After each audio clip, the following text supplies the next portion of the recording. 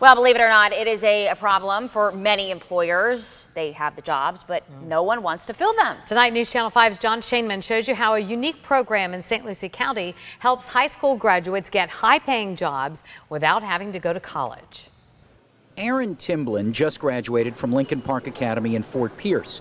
He thought about college, but now wants to find a trade. Because I'm more hands-on and more capable of solving problems on my own. He's one of 22 recent grads taking part in a ready-to-work manufacturing boot camp, a new partnership between the education and business communities. So we have to put out a quality product. Phoenix Metal Products is one of 6 places the group will tour this week.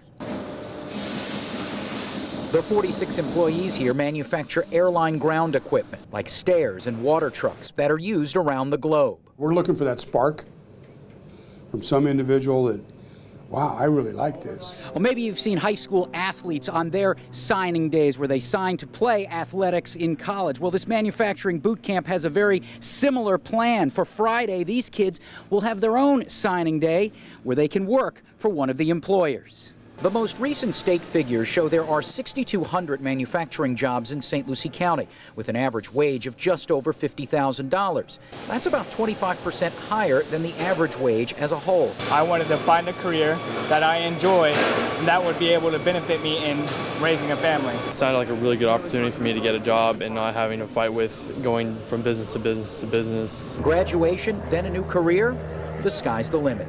In St. Lucie County, John Shainman, WPTV, News Channel 5.